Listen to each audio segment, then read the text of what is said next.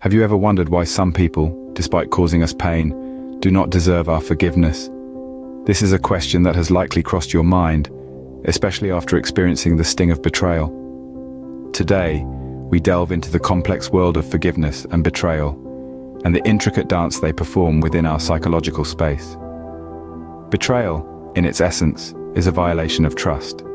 It's a wound that pierces deep, often leaving scars that linger long after the initial hurt.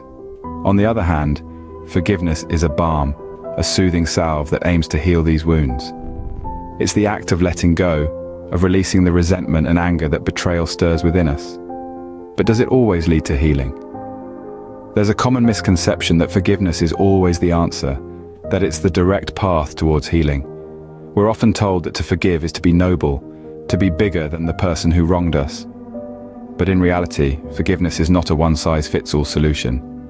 It's not always the answer to every hurtful experience. This is especially true when betrayal comes into play. When someone betrays us, it's like they've broken a precious vase. We can try to glue the pieces back together, but the cracks remain visible, the original form forever altered. And what happens when that person breaks the vase again and again? Forgiveness starts to lose its meaning. Psychologically, forgiving someone who continuously hurts us can lead to further harm. It can create a vicious cycle of betrayal and forgiveness, leaving us emotionally drained and mentally exhausted. We may start to question our worth, our value, and why we keep allowing the same people to hurt us. So forgiveness is not the answer to every hurtful experience. It's not the shield that protects us from all harm, nor is it the magic potion that heals all wounds. It's a choice, a decision we make based on our own emotional and mental well-being. Let's delve deeper into this. Betrayal, a word that often leaves a bitter taste.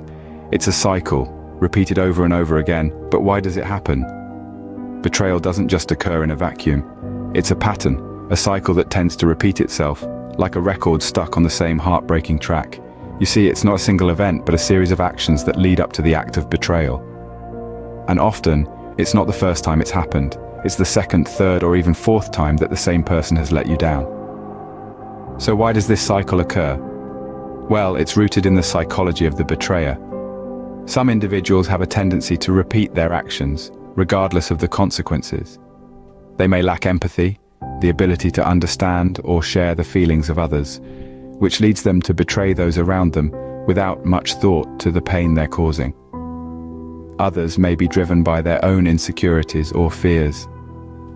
They betray to protect themselves, to gain something they desire, or simply because they don't know any other way to behave. It's a self-centered mindset, where their needs and wants take precedence over the feelings and well-being of others. Then, there are those who betray out of habit. It's a learned behavior, something they've done so often that it's become second nature to them. They may not even realize they're doing it, or understand the harm they're causing. It's just a part of who they are. But it's essential to remember that understanding the reasons behind betrayal doesn't excuse the act. It doesn't make it right or acceptable. It merely provides insight into the cycle, into why it keeps happening. In the end, it's not about finding excuses for the betrayer, but about understanding the pattern to protect yourself. Because once you understand the cycle, you can take steps to break it. You can choose not to be a part of that cycle anymore. Understanding the cycle is the first step to breaking it. Now let's explore the dangers of forgiving repeated betrayal. Forgiving once is noble, but what happens when we forgive those who betray us repeatedly? The answer, dear listener, is not as simple as it seems. When we forgive someone who has wronged us, we're making a conscious choice to let go of resentment and thoughts of revenge. It's a noble act, one rooted in compassion and understanding. But when this becomes a recurring pattern, with the same person betraying our trust over and over again, the act of forgiveness begins to take a toll. The first danger lies in the impact on our mental health. Repeated betrayal by the same person can lead to feelings of anxiety, depression, and even post-traumatic stress disorder. Each time we forgive, we open ourselves up to the possibility of being hurt again, which can trigger these negative emotional and psychological reactions. Next, we have to consider our self-esteem. With each instance of betrayal, our self-worth can be eroded. We start to question our judgment, our value, our worthiness. We might start to believe that we deserve this treatment, that we are not worthy of respect or loyalty.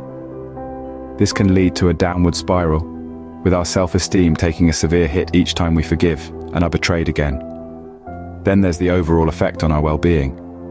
The stress of dealing with repeated betrayal can affect our physical health, leading to sleep disorders, headaches, and other stress-related ailments.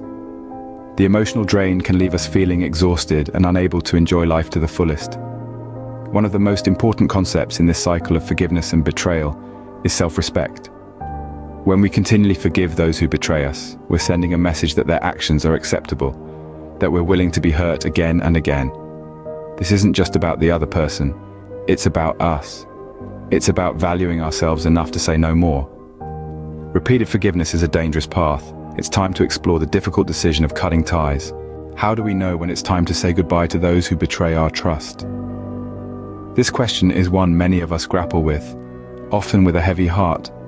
The decision to cut ties is never easy, but there comes a time when it becomes necessary for our mental health and well-being. There are signs we must look out for, signals that the relationship has become toxic. When betrayal becomes a pattern, not an isolated incident, it's a clear indication that something is fundamentally wrong. If you find yourself constantly questioning someone's loyalty, always on edge and living in anxiety, it's a sign that trust has been eroded. And trust, once lost, is not easily regained. But it's not just about the frequency of betrayal. It's also about the depth of the wound inflicted. Some betrayals cut deep, leaving scars that may never completely heal. When the damage feels irreparable, when forgiveness feels like a band-aid on a gaping wound, it may be time to consider cutting ties. The decision, though, must always prioritize your mental health and well-being. It's not about holding a grudge or seeking revenge. It's about self-preservation, about protecting your peace and sanity. It's about acknowledging that you deserve better, that you're worthy of respect and loyalty. The truth is, we can't control the actions of others. We can't prevent them from betraying us, but we can control how we respond to their actions. We can choose to walk away from relationships that cause us more harm than good. Remember, it's not selfish to put your well-being first. It's not weak to walk away from a toxic situation. It's an act of courage, of strength. It's a testament to your self-worth, a declaration that you won't settle for less than you deserve. That being said, it's also important to remember that not all relationships are beyond salvage. Some people make mistakes, learn from them, and strive to be better. It's crucial to differentiate between those who are genuinely remorseful and those who are not. Cutting ties is tough, but often necessary. But how do we move forward? It starts with embracing the reality of the situation, accepting the pain, and then slowly but surely healing from it. It's a journey, but it's a journey worth embarking on. For in the end, it leads to a place of peace, of self-love, and of newfound strength. So, we've cut ties, but how do we move forward without the burden of resentment? Now, this is a question that requires careful thought and introspection. It's not easy to move forward when the past keeps pulling you back, but it's not impossible either. First and foremost, understand that it's okay to feel resentment. It's a natural response to being hurt, and it's proof that you value yourself enough to know when you've been wronged. But it's essential to not let this resentment consume you. Consider it like a fire. When controlled, it can provide warmth and light. But when left unchecked, it can cause immense destruction. Moving forward requires a change in perspective. Instead of seeing your experiences as a source of pain, see them as lessons. They've shown you what you don't want, and that's just as important as knowing what you do want. These lessons are stepping stones on your path to growth. Next, focus on self-care. This might sound cliché, but it's crucial. Engage in activities that you love, spend time with people who uplift you, and make time for relaxation and reflection. Self-care is not just about pampering yourself, it's about nurturing your mind, body, and soul. Thirdly, it's okay to seek professional help.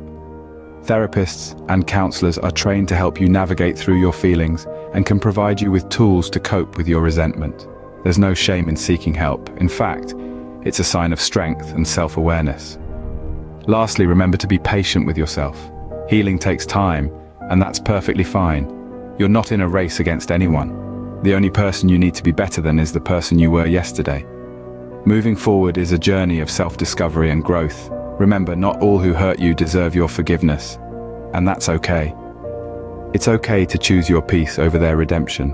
After all, your journey is about you and no one else.